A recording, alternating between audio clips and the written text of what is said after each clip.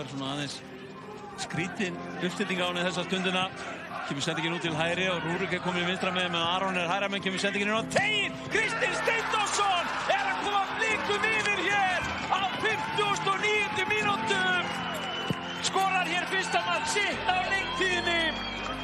En þarna var varnarlína KR. Hún búin að snúast í hring og það var eiginlega enginn í sinni stöðu sem endaði með því.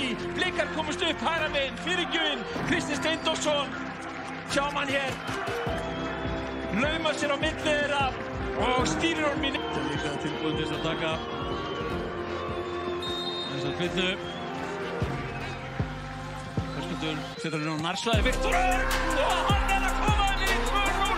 Ekki fór yfir línuna og aðstoðardómarinn fljótur að gefa merki það Viktor Örn Margeirsson að tvöfalda forskot Blika hér þegar 15 mínútur tæpar eru eftir.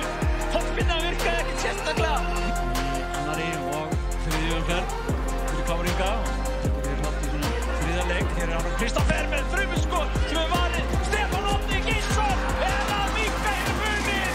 Spenir boltanum í stöngina inn þegar 4 mínútur eru eftir af mínútur 90 og það er ennþá von fyrir KR-inga. Stefán Árni Geirsson nýkominn inn úr sem varamaður. Smettur honum hann í netið, framar afgreiðsla, Aron Kristoffer fyrst og síðan Stefán. Uppbótartími verður, Ísak vinnur í skallaðin við og hér er boltinn að detta í gegn og Gísli Smith kemur út úr teiknum. Mistökki af Gísli Smith og þetta er Jason Daði Svenþórsson sem að tryggja 3 stig í Kópavogi.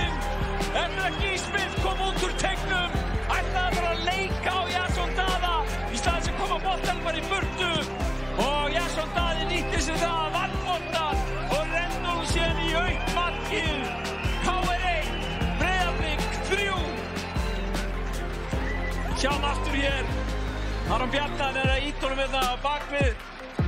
Axel lætur hann í friði og ég veit ekki hvað Gísli Smith ætlaði sér að gera þarna. Þessa vítaspyrnu, hann getur hent spennu í þetta hér á loka mínútunum í uppbótartímanum með því að skora hér. Bjarni Breki búinn að skora 1 mark á leiktíðinni og hann skorar annað hér og minnkar muninn niður í 1 mark. KR 2, Breiðablik 3 er staðan hér.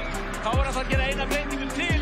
Nýmaðurinn Motus Nefati er hér að koma inn á í stað Luke Gray. Hvað hefur við mikið eftir hún? Það er frábær spurning.